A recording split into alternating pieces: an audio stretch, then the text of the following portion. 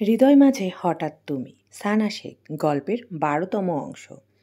মায়াকে নিচে ফেলে দুই হাতে মায়ার দুই পাশে হাত দিয়ে ভর করে মায়ার উপর ঝুঁকে যায়। আলভির গরম শ্বাস মায়ার চোখে মুখে আছড়ে পড়ছে। মায়া শ্বাস আটকে রইল। আলভি মৃদু স্বরে বলে, মায়াপুরী তুমি পুরোটাই মায়া। মায়া কিছু না বলে তাকিয়ে রইল আলভির চোখে চোখ রেখে। আলভি এগিয়ে মায়ার মুখের দিকে কাছাকাছি আসতে মায়া নিজের মুখ সরিয়ে নেয়। কি হলো? সরো। কেন? সরো। অন্তত একটা চুমু না। একটাও না। মায়ার কাট কাট গলার স্বর। আলভির মুখের ভাব পরিবর্তন হয়। হঠাৎ আবার কি হলো? আগের ভূত ভর করলো নাকি? আলভি মায়ার শরীরের উপর নিজের ভর ছেড়ে দেয়। তারপর নিজে নিচে শুয়ে মায়াকে বুকের উপর তুলে, ছাড়ো। কি হয়েছে? কিছু না। মায়াকে নিয়ে শোয়া থেকে উঠে বসে আলভি। মায়ার ওড়না দিয়ে মায়ার ভেজা চোখ গাল মুছিয়ে দেয়। আলভির মায়ার এলোমেলো চুলগুলো পুনরায় ঠিক করে পিছনে ঠেলে দেয়। ফ্লোরে দুই পা ভাঁজ করে বসে সামনাসামনি। রাগ কমেনি? কি করলে কমবে? তোমাকে এত সহজে মাপ করব না আমি। এমন বলে না মায়াপুরী। এমনটাই বলবো। আর করব। শাস্তি পেতে হবে। কেন? আবার কি করলাম? অনেক কিছু। বলছি তো ভুল করে ফেলেছি, সেজন্য আমি অনুতপ্ত। ১০০০ বার সরি। বারবার সরি। প্লিজ মাফ করো। আর দূরে থেকো না। আমার কাছে আসবে না তুমি। দূরে সরো। আলভির কাছ থেকে দূরে সরে যায় মায়া। আলভির চোখ দুটো বড় বড় হয়ে যায়। এমন করছে কেন? মায়ার দিকে এগিয়ে যায়। মায়া বসা থেকে উঠে সরে যায়। আবার বলছি না, আসবে না আমার কাছে। আলভি অবাক হয়ে বলে, কি হয়েছে? ছোঁয়ার আগে ছ্যাদ করছো কেন এভাবে? নিশ্চয়ই আমার মির্জাফর বাপটা আবার কিছু শিখিয়ে দিয়েছে। বাপের তো আর খেয়ে দেয়ে কাজ নাই, সব সময় শিখিয়ে দেবে। আর আমি কি এখনো ছোট নাকি? যথেষ্ট বুদ্ধি আছে আমার। তুমি তো আব্বুর কথা শুনেই এতদিন এমন করেছ। কে বলেছে সব কিছু আব্বুর কথা শুনে করেছি? প্রথমে যা করেছি বলেছি সব নিজের রাগের মাথায়। আব্বু আমাকে কিছু বলার আগেই তো আমি সিদ্ধান্ত নিয়েছিলাম তোমাকে জীবনেও আমার কাছে ঘেঁষতে দেব না, থাকবই না তোমার সাথে। আব্বু বোঝানোর পরেই তো তোমার সাথে থাকতে রাজি হয়েছিলাম আমি। আব্বু শুধু বলেছিল আমি যেন সহজে তোমাকে মাপ না করি, তোমার মিষ্টি মিষ্টি কথায় গলে না যাই, অন্ততপক্ষে ১৩ দিন তোমাকে আমার কাছে আসতে না দিই। আব্বু হয়তো বুঝতে পেরেছিল আমি তোমার ইমোশনাল কথা শুনলে গলে যাব, তাই প্রমিস করিয়েছিল। ভাগ্যিস প্রমিস করিয়েছিল, নয়তো সত্যি সত্যি তোমার ইমোশনাল কথা শুনে আরও আগেই বোধহয় গলে যেতাম। তোমার ইমোশনাল কথা শুনলে তোমার জাতশত্রুও গলে জল হয়ে যাবে। তাহলে তুমি এখনো গলছো না কেন? গলেছি বলেই তো ভালোবাসা স্বীকার করছি, তোমার সাথে থাকার সিদ্ধান্ত নিয়েছি। মাপ করে দিয়েছো সেটাও তো বলনি একবারও। আগামী ৭ দিন মনের ভুলেও আমার কাছে ঘেঁষার চেষ্টা করবে না। এভাবে বলছো কেন? আমাকে তুমি যেই কষ্ট দিয়েছো সেই তুলনায় তুমি চুল পরিমাণ কষ্ট পাওনি, তাই তোমাকে আরও কষ্ট আরও শাস্তি পেতে হবে। এটা কেমন কথা? এমন কথা বলতে নেই সোনা। আগামী ১ সপ্তাহ তুমি আমার ধারের কাছেও আসবে না, এটাই ফাইনাল। কি ভেবেছো তুমি ইমোশনাল ব্ল্যাকমেল করেই আমার মুখ দিয়ে ভালোবাসা স্বীকার করে ভালো থাকবে? No, never. মায়ার মুখের দিকে অসহায় চোখে তাকিয়ে রইল আলভি। কি বউরে! ওর বাপের চেয়েও কয়েক কাঠি উপরে। তুমি এতক্ষণ আমার বুকে মুখ গুজে আমাকে শাস্তি দেওয়ার প্ল্যান সাজাচ্ছিলে? হ্যাঁ। আল্লাহ সহ্য করবে না এত বড় অন্যায়। তাহলে তুমি আমার মির্জাপুর বাপের বুদ্ধি শুনে আমাকে মেরেছিলে? একদম না। তখন তোর রাগের মাথায় মেরেছি, সেজন্য আবার সরি।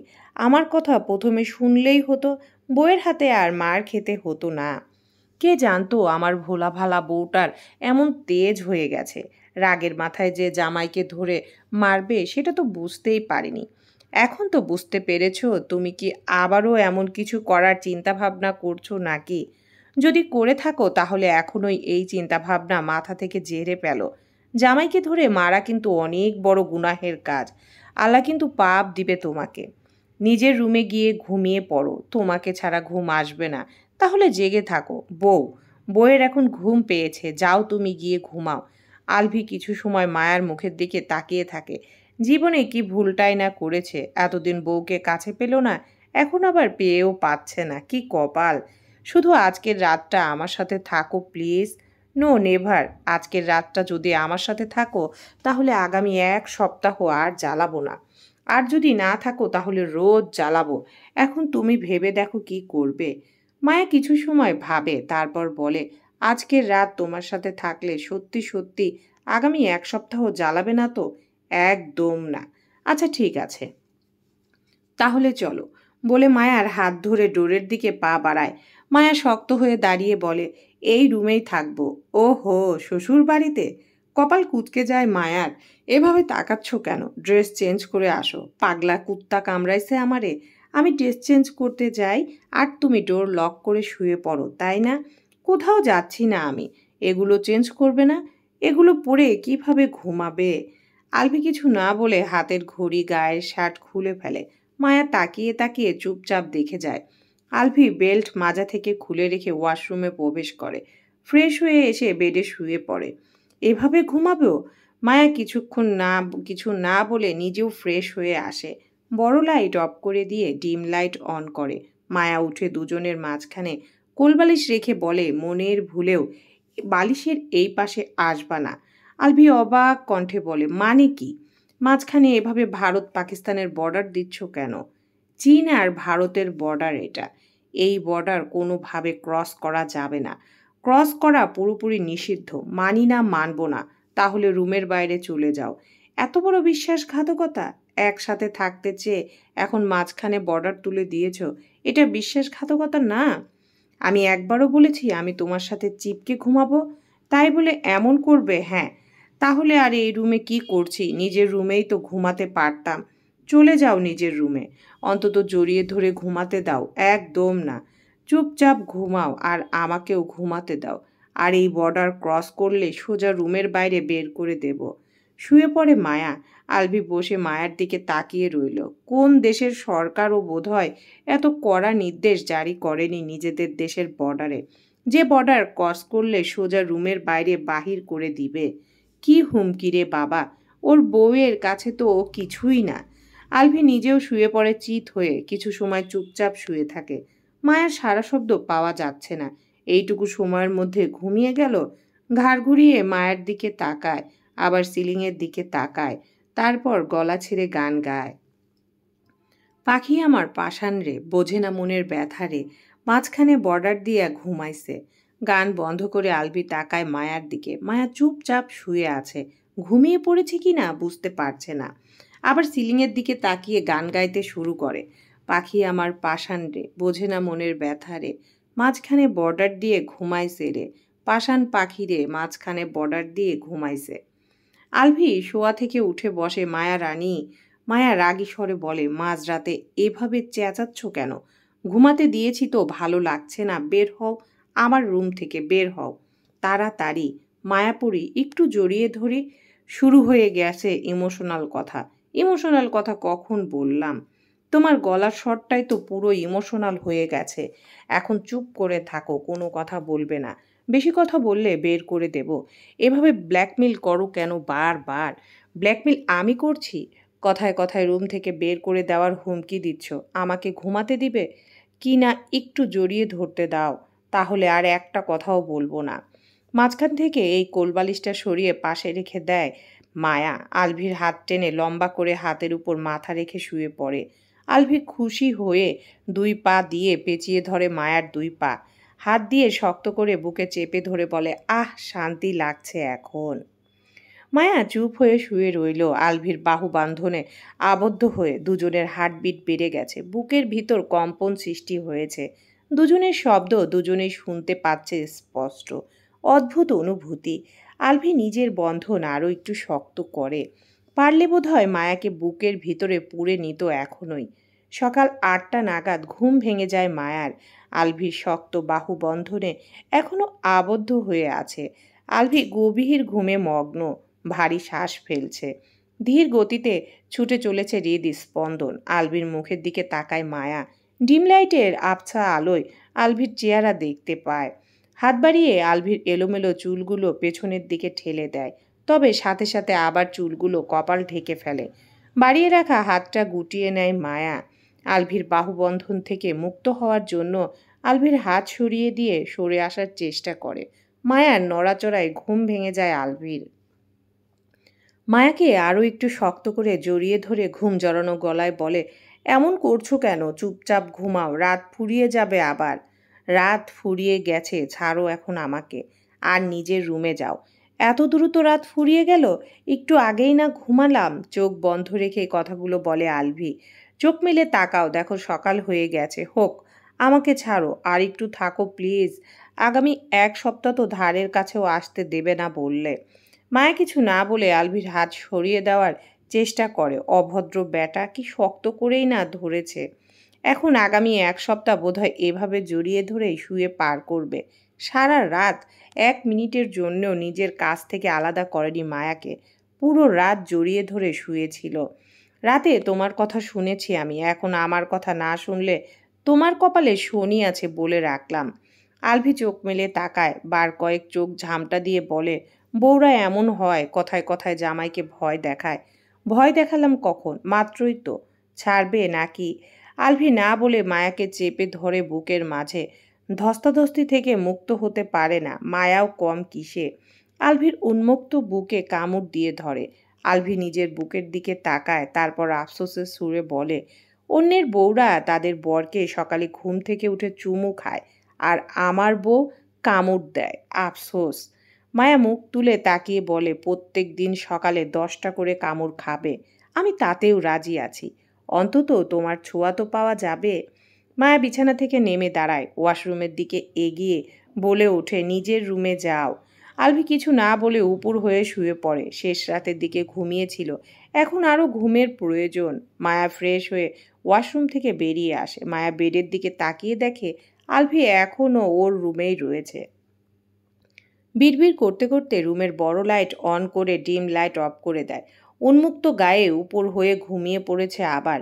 মায়া রেডি হয়ে রুমের লাইট অফ করে রুম থেকে বেরিয়ে আসে। করিডোরে আসতেই সানজিদা আর মান্তাসার সাথে দেখা হয়। মায়াকে দেখে মান্তাসা কথা শুরু করে। মান্তাসা মায়ের মুখের দিকে তাকিয়ে বলে, অনেক ঘুমিয়েছ আজ। কে বলল? কত বাজে? কত বাজে বললেই অনেক ঘুমিয়েছে হোম। তুমি যে 10টা পর্যন্ত ঘুমাও, কখন ঘুমাই না?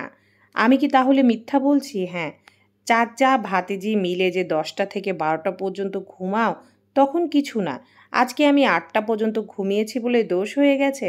মিথ্যা কথা বলো কেন? মায়া চোখ বড় বড় করে ভাবির মুখের দিকে তাকায়। সানজিদা মুচকি মুচকি হাসছে। দেখছেন ভাবি, আমি নাকি মিথ্যা কথা বলছি? ছোট আব্বু কই? কেন? ছোট আব্বু নাই। 2 হাত নাড়িয়ে না বোঝায়। ছোট আব্বু আসার পর থেকে তো আমাকে ভুলেই গেছো তুমি। সারাক্ষণ শুধু ছোট আব্বু আর ছোট আব্বু। ছোট আব্বু বলো, তার মানে আমি পচা? তুমি একটু ভালো। আমি একটু ভালো কেন? তুমি ছোট আব্বুকে বকা দাও। ঠোঁট উল্টে কথাগুলো বলে মান্তাসা। মেয়ের কথা শুনে সানজিদা ফিক করে হেসে ওঠে। মায়া ভাতিজির মুখের দিকে তাকিয়ে রইল। লোকটা কি বিচ্ছু! এই ছোট্ট বাচ্চাটাকেও নিজের দলে টেনে নিয়েছে। এখন এই মান্তাসা সারাক্ষণ ছোট আব্বু করে। 11 দিনেই বাড়ির সবাইকে নিজের দলে টেনে নিয়েছে। শুধু পারেনি ওকে আর আলতাফ মাহমুদকে টানতে। যেভাবে কথা বলে, ওর কথা শুনলে যে কেউ গলে পানি হয়ে যাবে। এটাই স্বাভাবিক। ব্যাটার মুখ থেকে কথা তো নয়, যেন মধু বের হয়। সানজিদা 1 কাপ চা এনে মায়াকে দেয়। টেবিলের কাছে এগিয়ে যায়। 3জন খাবার খেয়ে এখন অফিসে চলে যাবে। উপর থেকে মাহিরের গলার স্বর ভেসে আসে। সানজিদা বিরক্ত হয়ে আবার রুমের দিকে এগিয়ে যায়। মাত্রই সবকিছু ঠিক করে দিয়ে রুম থেকে আসলো, এখনই আবার ডাকাডাকি শুরু করে দিয়েছে। কি হয়েছে? ঘড়ি খুঁজে পাচ্ছি না। মাত্রই না সবকিছু গুছিয়ে সামনে দিয়ে গেলাম। রাগ দেখাচ্ছ কেন? আবার খুঁজে দাও। একটু পর পর এভাবে ডাকলে বাড়ির সবাই কি ভাববে? মাহির টাই বাঁধা শেষ করে সানজিদার সামনে এসে দাঁড়ায়। নিজের সাথে মিশিয়ে নেয়। আমি আমার বউ আদর করব, ভালোবাসবো। তখন মান্তাসা ছিল, সেজন্য আদর করতে পারিনি। তাই আবার ডেকেছি আদর করার জন্য। তুমি দিন দিন নির্লজ্জ হয়ে যাচ্ছ। একদম না। সারাদিন অফিসে থাকি, সন্ধ্যায় বাড়িতে ফিরে দেখি বউ আমার বিজি। রাতে মেয়ে দেরি করে ঘুমায়। মেয়ে ঘুমাতে ঘুমাতে আমার ঘুম পেয়ে যায়। বউকে তো আদর করার সময় তো পাই না। তাহলে 6টা বাচ্চার বাপ হব কিভাবে? এক মেয়ে নিয়ে তোমার যে অবস্থা, 6টা বাচ্চা হলে না জানি কি করো। 6 জন হলে ওরা ওদের মতো থাকবে একসাথে, আমরা দুজন ফ্রি হয়ে আমাদের মতো থাকবো। তোমার চিন্তাধারা খুবই বাজে, আমাকে ছাড়ো আর নিচে চলো, আব্বুরা ওয়েট করছে বোধহয়। মাহিরের কাছ থেকে নিজেকে ছাড়িয়ে নিয়ে ঘড়িটা খুঁজে বের করে দেয়। অফিসের ব্যাগ নিচে রেখে দিয়েছিল, ইচ্ছে করে মাহির হাত আগিয়ে দিয়ে ঘড়ি পরিয়ে দেওয়ার জন্য। সানজিদা কথা না বাড়িয়ে ঘড়িটা পরিয়ে দেয় হাতে। বিকালে রেডি হয়ে থাকবে কেন? লং ড্রাইভে যাব। তুমি তো তখন ক্লান্ত থাকবে, তুমি থাকলে আর কোনো ক্লান্তি আমার কাছে আসতে পারবে নাকি? রেডি হয়ে থেকো আর মায়াকে বলবে মান্তাসাকে রাখতে। ডিনার সেরে বাড়িতে ফিরবো। আমি বলতে পারবো না। ঠিক আছে, আমি বলে যাব। সানজিদা তাকিয়ে থাকে মাহিরের দিকে। এই লোক এমন নির্লজ্জ কেন? 2 দিন পর পর বউ নিয়ে ঘুরতে বের হয়। বাড়ির সবাই কি ভাববে কে জানে। আজকে নাকি আবার মেয়েকেও রেখে যাবে। আলভি বাদে বাকি সবাই সকালে নাস্তা খেতে বসেছে। রুটি খাওয়ার ফাঁকে ফাঁকে সকলের মুখের দিকে তাকাচ্ছে মায়া। ওর কেমন যেন লজ্জা লজ্জা লাগছে। এখন আবার চোখ তুলে তাকাতেই সানজিদার সাথে চোখাচোখি হয়। কিছু লাগবে তোমার? মায়ার প্লেটের দিকে দৃষ্টি রেখে রুটিটি ছিঁড়তে ছিঁড়তে বলে, না আর কিছু লাগবে না। তুমি তো ডিম খেলে না। মায়া ডিমের কথা তো ভুলেই গিয়েছিল। হাতে রুটি রেখে একটা ডিম তুলে নেয় হাতে। ডিম মুখে তুলে তাকিয়ে দেখে সবাই তাকিয়ে আছে ওর দিকে। সাথে সাথে আবার চোখ নামিয়ে নেয় মায়া। ডিম দুটো খেয়ে আর রুটি খায় না। পানি খেয়ে দুটো ডাইনিং রুম থেকে বেরিয়ে আসে। এত লজ্জা করছে কেন আজকে? আজকে বাড়ির সবাই এভাবে কিভাবে যেন তাকাচ্ছে ওর দিকে, নাকি সবাই স্বাভাবিকভাবেই তাকাচ্ছে, শুধু ওর কাছেই অস্বাভাবিক লাগছে। মাগরিবের পর বাড়ির সবাই ড্রয়িং রুমে উপস্থিত হয়। মাহির সানজিদাকে নিয়ে যেতে চাইলেও বাপ চাচার কথা শুনে ফোন দিয়েছিল আজকে যাচ্ছে না বাইরে, অন্য কোনো দিন যাবে। মায়া চুপচাপ বসে আছে দাদির পাশে। মান্তাসাও চুপচাপ বসে আছে। আলতাফ মাহমুদ আলভির দিকে তাকিয়ে বলেন, তোমাদের বিয়েটা তো শুধু ধর্মীয়ভাবে হয়েছিল, তখন তোমরা ছোট ছিলে। আমরা আবার তোমাদের দুজনের বিয়ে দেওয়ার সিদ্ধান্ত নিয়েছি, আইনি আর ধর্মীয়ভাবে আয়োজন করে। কবে? আগামী শুক্রবারের পরের শুক্রবার। আজকে মঙ্গলবার, এখনো তো অনেক দেরি। সব কিছুর জন্য তো সময় লাগবে। ততদিন তোমরা দুইজন আগের মতন আলাদা রুমে থাকবে, আবার বিয়ে হওয়ার পরে একসাথে থাকবে। এটা কেমন কথা? দ্রুত কথাগুলো বলে আলভি। সবাই অবাক হয়ে আলতাফ মাহমুদের দিকে তাকায়। আলতাফ মাহমুদ আয়েশি ভঙ্গিতে সোফায় হেলান দিয়ে বলেন, কেমন কথা আবার? বিয়ের আগ পর্যন্ত আলাদা রুমে থাকতে হবে মানে? আমি এই কথা মানি না। মায়া, তুই কি বলিস? তুমি যা বলো তাই। আলভি একবার মায়া তো আরেকবার বাবার দিকে তাকায়। মায়া বলল, আগামী সোমবার সকাল পর্যন্ত ওর কাছ থেকে দূরে থাকতে। আর এখন ওর বাপ বলছে আগামী শুক্রবারের পরের শুক্রবার ওর বউয়ের কাছে সাথে থাকতে পারবে না। এই দুজন মিলে ওর সাথে এভাবে প্রতিশোধ নিচ্ছে। আলভি বাপের কথায় বিরোধিতা করে বলল, বিয়ে তো হয়েছে আমাদের, একসাথে থাকলে সমস্যা কোথায়? আবার কেন বিয়ে হবে? শুধু রেজিস্ট্রি হলেই তো হবে। বেশি কথা বললে তো মায়াকে ওর নানির বাড়িতে পাঠিয়ে দেব, একেবারে বিয়ের দিন নিয়ে আসব। তোমার মতো মির্জাফর বাপ যেন কোনো ছেলের না হয়, তোমার মতো বদমেজাজি ছেলে যেন কোনো বাপের না হয়। প্রতিশোধ নিচ্ছ যেটা ভাবো তুমি।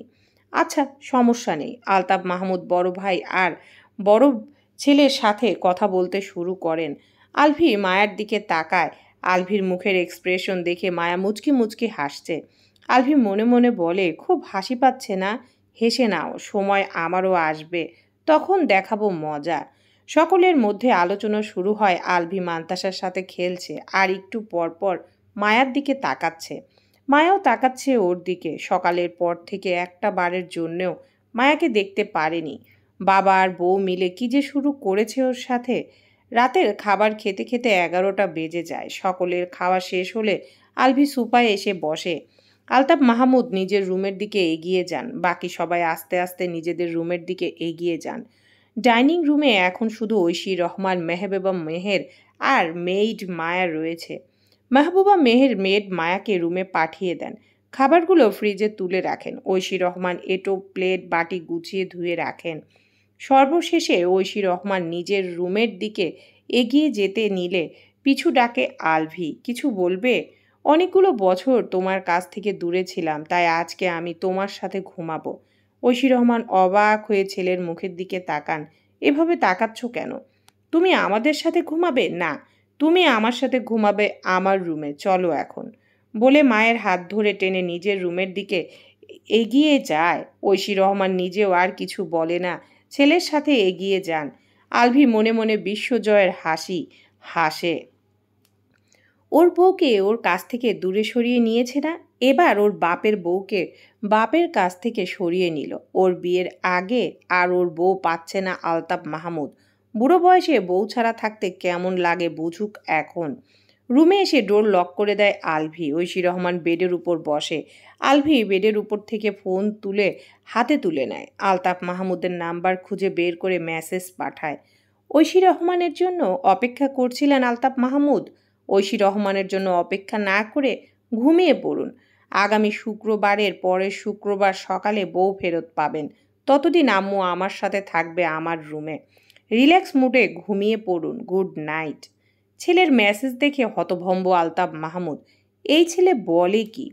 ঐশী রহমান ওর কাছে থাকবে? আলতাফ মাহমুদ রুমের সামনে এসে দাঁড়ান। আলভির নাম ধরে ডাকেন। আলভি ডোর খুলে মাথা বের করে শুধু। কি হয়েছে? রাতের বেলা এমন করে ডোর নক করছো কেন? ঐশী কোথায়? ওকে বের হতে বলো। আম্মু ওয়াশরুমে। ডোরের সামনে থেকে সরো। কেন? তোমার মাকে বাইরে আসতে বলো। জীবনেও না। বেশি বাড়াবাড়ি করলে কিন্তু মায়াকেও নানার বাড়িতে রেখে আসবো। এখন তাও চোখের সামনে দেখতে পাচ্ছ, তখন তাও পারবে না। আই ডোন্ট কেয়ার আব্বাজান। আমিও আমার আম্মুকে নিয়ে নানার বাড়িতে রেখে আসব।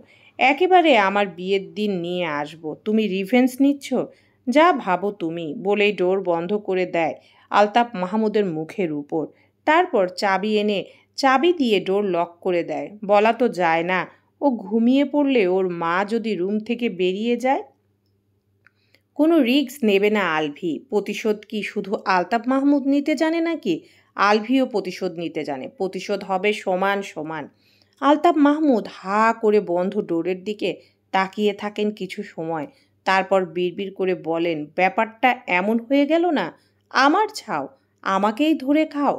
চলবে ইনশাআল্লাহ।